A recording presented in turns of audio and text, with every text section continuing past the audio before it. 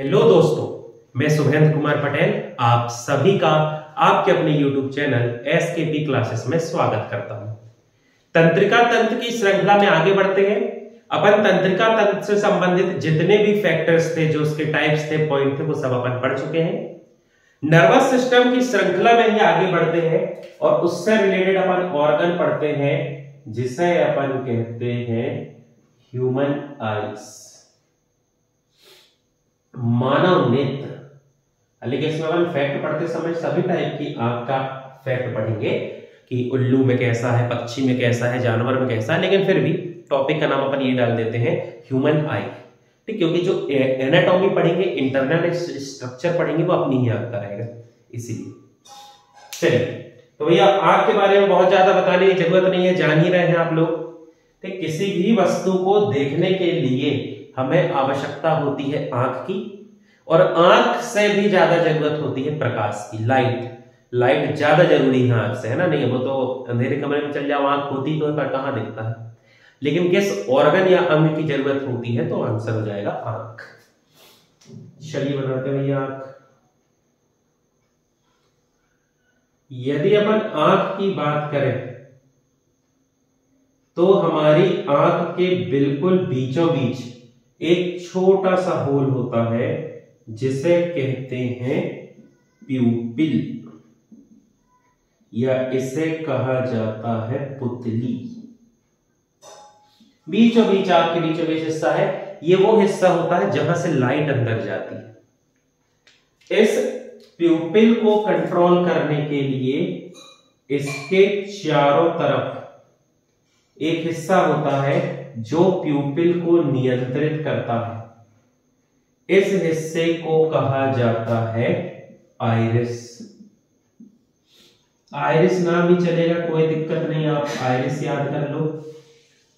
लेकिन फिर भी यदि अपन हिंदी में जाना चाहें तो आइरिस को हिंदी में कहा जाता है परितारिका। परितारिका,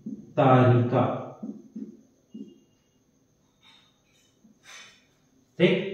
अब आइरिस इस प्यूपल को कैसे नियंत्रित करता है समझो। जैसे मान लो अपन ऐसी जगह पर खड़े हुए हैं जहां पर लाइट कम है। अब लाइट कम है तो अपन को विजिबल तो होगा नहीं, दिखाई तो देगा नहीं। तो उस समय ये आइरिस क्या करेगा, इस प्यूपिल के आकार को, एरिया को इंक्रीज करेगा कि भैया वैसे ही लाइट नहीं है तो कम से कम प्यूपिल का आकार बढ़ जाए, तो ज्यादा से ज्यादा लाइट अंदर जाए और हमें वस्तु दिखाई दे। अब मान लो अपन ऐसी जगह खड़े हो जाते हैं जहां बहुत ज्यादा लाइट है, पर्याप्त लाइट है। अब यदि बहुत ज्यादा लाइट लगातार आंख में जाती रही तो वह हमारी रेटिना को डैमेज कर देगी। अब रेटिना डैमेज ना हो जाए इसीलिए क्या होगा, ज्यादा लाइट अंदर नहीं जाना चाहिए। तो उस समय ये जो आइरिस है ये प्यूपिल के आकार को छोटा कर देगा ताकि कम लाइट जाए और हमें वस्तु दिख जाए। ठीक, इसको सबसे अच्छे आप समझ सकते हैं कैसे। आपने देखा होगा कि जब आप धूप से, एकदम से लाइट से और अंधेरे में जब जाते हैं तो आपको कुछ नहीं दिखाई देता है ना। तो उसका यही कारण है कि अपन धूप में थे, ज्यादा लाइट में थे, तो बहुत ज्यादा लाइट थी, इस वजह से आइरिस ने प्यूपिल का आकार छोटा कर दिया था। अब जब आप डार्क एरिया में आते हैं, कम लाइट वाले एरिया में आते हैं, तो प्यूपिल छोटी है। प्यूपिल छोटी होने की वजह से क्या हुआ, एक तो वैसे ही डार्क एरिया, कम लाइट है, और प्यूपिल भी छोटा है, अंदर लाइट जा ही नहीं रही है, इसलिए हमें दिखता नहीं है। फिर अपन एक दो बार ऐसे आंख बंद करते हैं और थोड़ी समय बाद, कुछ सेकंड बाद दिखने लगता है, क्योंकि फिर हमारा जो आइरिस है वो जान जाता है कि लाइट कम है, तो वो फिर से प्यूपिल का आकार बढ़ा देता है ना। जैसे आप सुबह होता होगा ना, सुबह जैसे ही आप उठते हैं और मान लो उठते साथ यदि आप मोबाइल चलाओ तो एकदम से उसकी आंख में वो बहुत तेज चुभता है उसकी, या तो आप ब्राइटनेस कम करोगे, एक आंख बंद करके चलाओगे या आंख छोटी करके चलाओगे।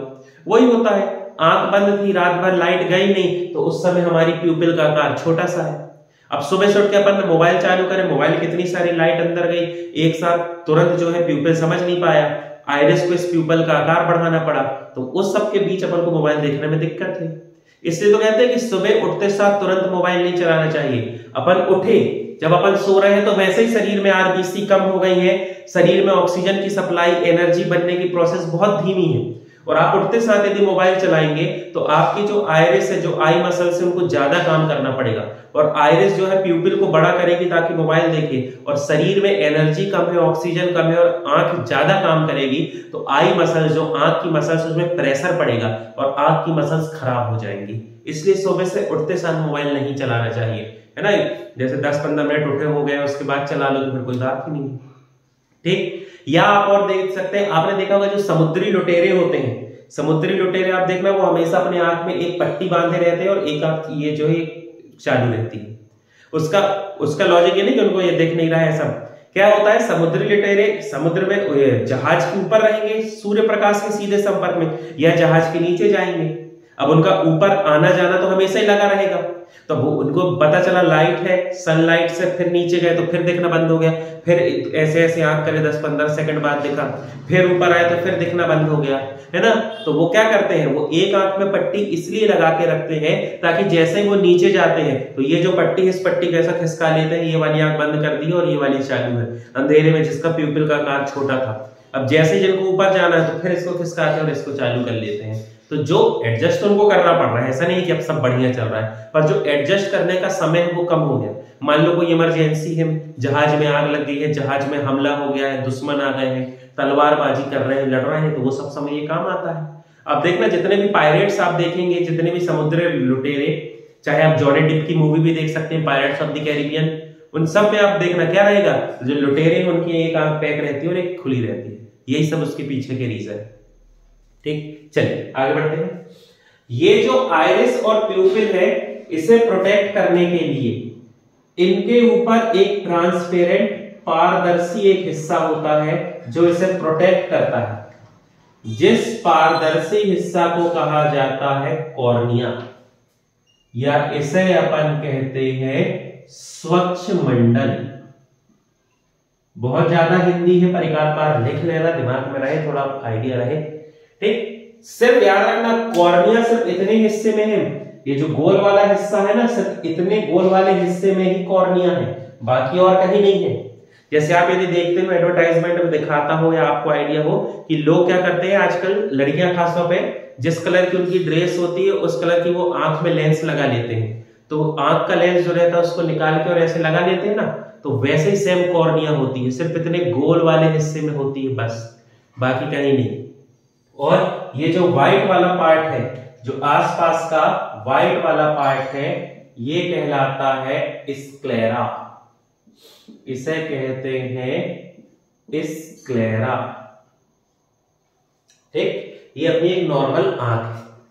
अब आपने देखा होगा हर किसी की आंख जो है इसका कलर अलग अलग होता है ना, कोई की काली है, कोई की ब्राउन है, कोई की बहुत लाइट ब्राउन होती है, भूरी बिल्कुल आंख दिखती है, कभी कभी किसी की नीली होती है, ग्रीन होती है, तो इसका कारण समझेंगे।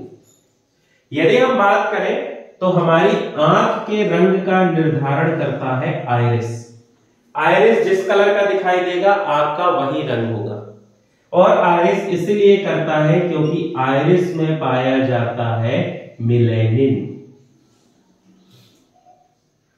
आइरिस भी ऐसा इसलिए करता है क्योंकि आइरिस में क्या पाया जाता है, मेलेनिन। हो सकता है कोई व्यक्ति हो जिसकी आंख में बहुत ज्यादा मेलेनिन, ठीक, आंख में क्या रहे, बहुत ज्यादा हो सकता है मेलेनिन। हो सकता है कोई व्यक्ति ऐसा हो जिसकी आंख में बहुत कम मेलेनिन, और हो सकता है कोई व्यक्ति ऐसा हो जिसकी आंख में औसत या एवरेज आप कह सकते हैं मेलेनिन, ठीक।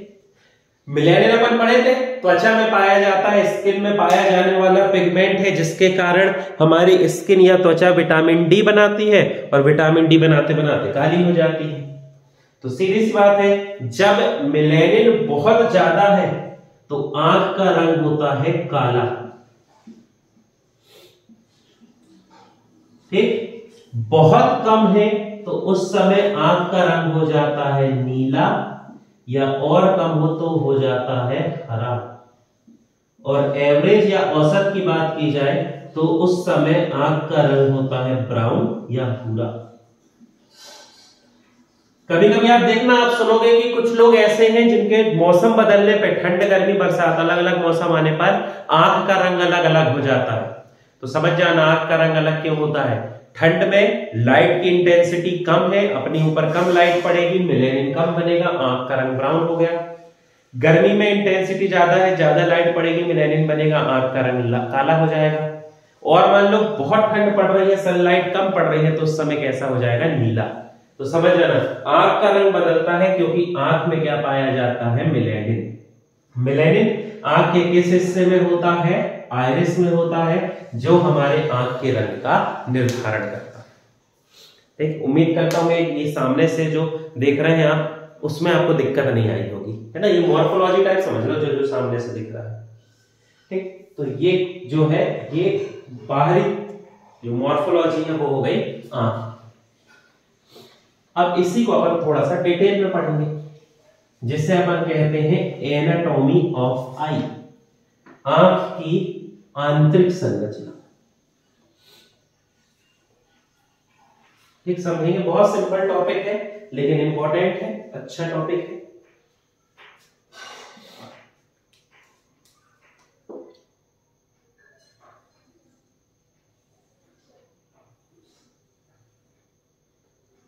ठीक, आंख को मैं समझाने की कोशिश करता हूं आप लोगों को।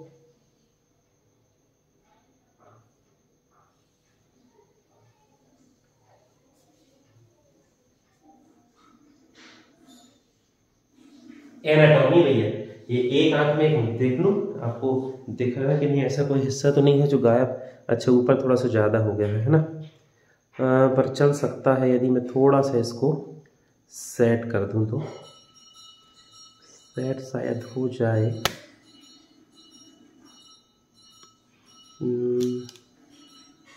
नहीं हो रहा है। ठीक है, चल जाएगा काम। ठीक, फिर अब इसमें अपन देखते हैं अलग अलग पार्ट जो है आंख के वो कैसे होते हैं, उसको अपन समझते हैं।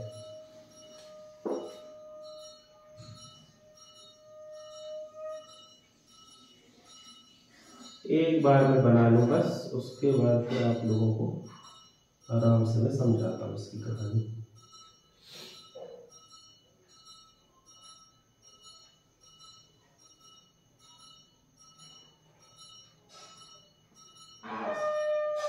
ठीक, बढ़िया टॉपिक है ये, अच्छा इंपॉर्टेंट है अपने लिए।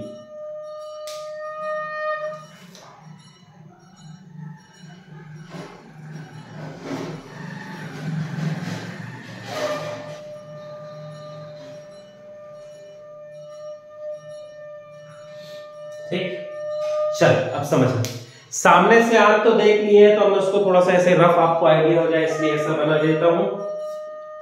आंख के बीचों बीच का हिस्सा जहां से प्रकाश प्रवेश करता है उसे अपन कहते हैं प्यूपिल, या ये कहलाता है पुतली। सामने से अपन पढ़ चुके हैं ना। इस पुतली को नियंत्रित करने के लिए, कंट्रोल करने के लिए इसके चारों तरफ जो पार्ट पाया जाता है, जो भाग है, वो कहलाता है आइरिस। इसे भी पढ़ चुके हैं अपन, हिंदी में ये कहलाता है परितारिका। ठीक, ये जो बाहर वाला हिस्सा है, ये जो अपन ने बनाया सबसे आउटर मोस्ट, ये हिस्सा है हमारा कॉर्निया। बोले तो इसे अपन कहते हैं स्वच्छमंडल। ठीक, पहले मैं नाम लिख रहा हूं, फिर इत्मीनान से काम समझेंगे। फिर ये जो है आप देख के स्ट्रक्चर से समझ पा रहे हो, ये हमारी क्या है, आई लेंस। इसे अपन कहते हैं नेत्र लेंस या अभिनेत्र लेंस भी कहते हैं। इस लेंस को कंट्रोल करने के लिए यहां पर एक मसल्स होती है जिसे कहा जाता है सीलियरी मसल्स। हिंदी में इसे कहा जाता है पक्षमाभी पेशी, सीलियरी मसल्स, या इसे अपन कहते हैं पक्षमाभी पेशी। एक मिनट में देखूंगी आप लोगों को दिख रहा है कि नहीं, हाँ दिख जाएगा। सीलियरी मसल्स, पक्षमाभी पेशी। हालांकि इतनी हिंदी नहीं आती है पर फिर भी एक बार अपन लिखते चलेंगे। ठीक, आंख का जो पीछे वाला हिस्सा है, जो अंदर की तरफ है, ये जो हिस्सा है, ये हिस्सा कहलाता है रेटिना। इस हिस्से को अपन कहते हैं रेटिना। हिंदी में इसे कहा जाता है दृष्टि पटल। दृष्टि पटल। ठीक, इस रेटिना से ब्रेन में सिग्नल ले जाने के लिए ऐसे थ्रेड लाइक यहां पर क्या रहते हैं, नर्व होते हैं जो सिग्नल को लेकर जाते हैं। इन्हें अपन कहते हैं ऑप्टिक नर्व। हिंदी में इन्हें कहा जाता है दिक् तंतु। ऑप्टिक नर्व, दिक् तंतु। सिग्नल कहां ले जाते हैं, कैसे ले जाते हैं, क्या करते हैं, वो सब पढ़ेंगे। अभी मैं सिर्फ आपको नाम बताना चाह रहा हूं, नाम से आपको जोड़ना चाह रहा हूं ताकि आप समझ पाए इसको। ठीक, इसलिए मैं बिल्कुल और कुछ मेहनत नहीं कर रहा हूं, क्या कहा कैसा वो सब पढ़ेंगे अपन। ठीक, अब क्या होता है, ये जो आई लेंस है और कॉर्निया वाला पार्ट है, इस पार्ट के बीच में यहां पर भरा होता है लिक्विड। यहां पर एक फ्लूइड या एक लिक्विड भरा होता है, जिस लिक्विड को कहा जाता है एक्वस ह्यूमर। एक्वस ह्यूमर, या यदि हिंदी में यदि जाए तो इसे कहा जाता है नेत्रोदय। ठीक, हालांकि इतनी हिंदी फिर से मैं कहूंगा आएगी नहीं, लेकिन एक बार आप क्या करो, लिखते चलो नेत्रोदय। ठीक, फिर यदि अपन बात करें इस नेत्रोदय या एक्वस ह्यूमर की, तो इस एक्वस, अच्छा पहले बना लेते हैं, कहानी समझाता हूं। ठीक, फिर ये जो आंख का ये जो हिस्सा है, यहां पर भी एक लिक्विड भरा हुआ है जो एक मीडियम या माध्यम की तरह काम करेगा। यहां पर जो लिक्विड भरा हुआ है इसे कहा जाता है विट्रस ह्यूमर। ये जो है ये हिस्सा कहलाता है विट्रस ह्यूमर। ठीक, हिंदी में इसे अपन कहते हैं काचाभ द्रव। हिंदी में ये कहलाता है काचाभ द्रव। ह्यूमर के लिए है ना, नेत्रोदय हो गया ये, और दूसरा हो गया काचाभ द्रव। ये लिक्विड है, ये सब भरे हुए, इसलिए क्या कह रहा है, काचाभ द्रव। ये ऑप्टिक नर्व है जो सिग्नल को लेकर जाएंगे। ठीक, यदि अपन बात करें रेटिना की, तो इस रेटिना में दो स्पॉट होते हैं। एक रेटिना का होता है जिसे कहते हैं येलो स्पॉट, और एक रेटिना में होता है जिसे कहा जाता है blind spot. Blind spot, retina part सबको पढ़ेंगे क्या है ना। ये अंध बिंदु कहलाता है और ये पीत बिंदु कहलाता है, लेकिन आप याद रख लो नीचे की तरफ जो है ये है ब्लाइंड स्पॉट, और ऊपर की तरफ है ये कहलाता है येलो स्पॉट। ठीक, अब यदि हम बात करें एक्वस ह्यूमर की, तो इस एक्वस ह्यूमर में एक प्रोटीन होता है। इस एक्वस ह्यूमर वाले हिस्से में, इस लिक्विड में एक प्रोटीन है जिसे कहा जाता है क्रिस्टलीन प्रोटीन। क्रिस्टलीन प्रोटीन, नाम नहीं भूलेंगे, है ना। ये इसको मैं भी लिख दे रहा हूं फिर से, क्योंकि ये सब अपन एक बार पढ़ लिए हैं। यहां पर प्रोटीन है जिसे अपन कहते हैं क्रिस्टलीन प्रोटीन। ठीक, और ये जो पार्ट अपन ने इरेज किया है वो क्या है, ये है आइरिस। ये सब अपन पढ़ लिए, इसलिए मैं थोड़ा सा इनको हल्के से बस आइडिया है इसलिए बनाता हूं। ठीक, जैसे ये जो काचाभ द्रव है, विट्रस ह्यूमर है, इस विट्रस ह्यूमर में भी एक प्रकार का पाया जाता है प्रोटीन। ठीक, जिसे अपन कहते हैं ऑप्सिन प्रोटीन। ठीक, इसमें भी एक प्रोटीन है जो कहलाता है ऑप्सिन प्रोटीन।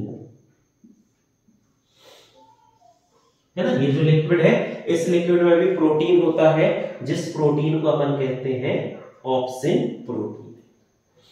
ठीक, होते तो बहुत से पार्ट हैं लेकिन अपने लिए इतने ही इंपॉर्टेंट है। ये वाला जो हिस्सा अपन ने बनाया ये है ना, ये वही व्हाइट वाला पार्ट अपनी आंख का, जिसे अपन क्या कहते हैं स्क्लेरा। स्क्लेरा, ठीक। तो ये एक बिल्कुल सामान्य ना आपको एनाटॉमी हो गई एग्जाम के हिसाब से, जो आपके लिए बहुत जरूरी है। ठीक, पेपर में ये जो है ये पूछा जाता है, आता है इससे ज्यादातर ठीक पार्ट जो है वो पूछे जाते हैं। 1 मिनट में सेट करने की कोशिश करता हूँ। हाँ, आप लोग का काम चल जाएगा इसमें। ठीक, यहाँ से पूरा दिख रहा होगा। चलो एक बार और मैं जल्दी से बता दूं, यदि हम अपने आंख की एनाटॉमी या आंतरिक संरचना इंटरनल स्ट्रक्चर की बात करें तो जो सबसे बाहर जो सबसे पहला हिस्सा दिखाई दे रहा है वो हिस्सा कहलाता है कॉर्निया। ठीक, कॉर्निया के बाद यहाँ पर एक लिक्विड, एक फ्लूइड भरा हुआ है जिसे कहा जाता है एक्वस ह्यूमर, या जिसे अपन कहते हैं नेत्रोदय। इस एक्वस ह्यूमर में एक स्पेसिफिक प्रोटीन होता है जिसे कहते हैं क्रिस्टलीन प्रोटीन। क्रिस्टलीन प्रोटीन यहाँ पर पाया जाता है। फिर वो हिस्सा जहां से लाइट या प्रकाश प्रवेश करता है उस हिस्से को अपन कहते हैं प्यूपिल। इस प्यूपिल को कंट्रोल करने के लिए यहाँ पर होते हैं आइरिस। आंख के हमारे बीचों बीच ये लेंस है, ये जो लेंस है इसे अपन कहते हैं आई लेंस, क्योंकि ये हमारी आंख से संबंधित है, तो ये क्या कहलाता है आई लेंस। ठीक, अब कभी कभी आप किताब में देखोगे ना, बुक में, तो इसका नाम लिखा रहता है क्रिस्टलीन लेंस, तो कंफ्यूज नहीं होना। एक्वस ह्यूमर में जो प्रोटीन है क्रिस्टलीन प्रोटीन है, उसी से जुड़ा हुआ है, इसलिए इसका नाम भी क्या लिखा रहता है क्रिस्टलीन लेंस। तो बिल्कुल कंफ्यूज नहीं होना, जो आई लेंस है उसे ही कहा जाता है क्रिस्टलीन लेंस। इस लेंस को कंट्रोल करने के लिए कि भैया हमें कब उसकी चौड़ाई बढ़ाना है घटाना है, जैसे होता है ना, आपने देखा होगा कि दूर का पढ़ना तो अपन ऐसे आंख छोटी करते हैं, पास का पढ़ना तो अपन आंख ऐसे बड़ी करते हैं, तो अपन आंख छोटी या बड़ी करके आंख के लेंस की चौड़ाई को घटाते बढ़ाते हैं ताकि इसके फोकल लेंथ या फोकस दूरी को अपन एडजस्ट कर सकें। तो उसे एडजस्ट करने के लिए यहां पर पाई जाती है सीलियरी मसल्स, पक्षमाप पेशी। ठीक, फिर अंदर एक लिक्विड या द्रव फ्लूइड भरा हुआ है जिसे कहते हैं विट्रस ह्यूमर। इस फ्लूइड में भी एक प्रोटीन है जो कहलाता है ऑप्सिन प्रोटीन। आंख का आखिरी हिस्सा जहां इमेज या प्रतिबिंब बनेगा वो हिस्सा कहलाता है रेटिना।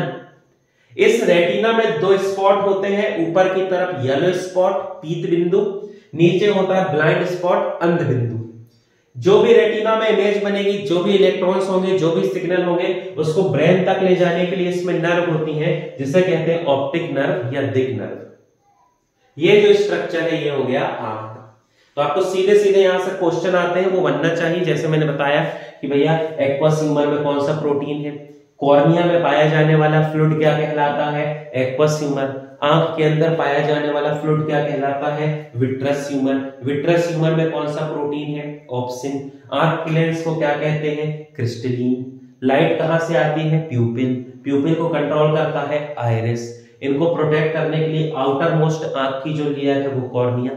मतलब यदि ऐसे आप अपनी आंख टच कर रहे हो ना, तो जो भाग को आप टच करते हो वो कॉर्निया है, सबसे बाहर वाला पार्ट। तो ये हो गई एनाटॉमी। मॉर्फोलॉजी भी देख लिया अपन ने, सामने से आंख कैसी होती है, और उसके बाद हमने ये देख लिया एनाटॉमी, आंतरिक संरचना, आंख कैसे होती है। अब इसके अपन मैकेनिज्म को पढ़ेंगे नेक्स्ट वीडियो में, नेक्स्ट क्लास में।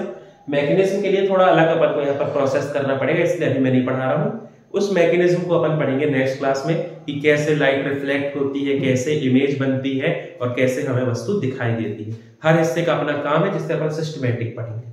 ठीक, आप इसको पढ़ें, अच्छे से समझें। कोई समस्या है तो आप कमेंट बॉक्स में पूछ सकते हैं। हमारे चैनल से संबंधित जानकारी के लिए हमारे चैनल से जुड़े रहें। चैनल से जुड़ने के लिए बहुत बहुत धन्यवाद।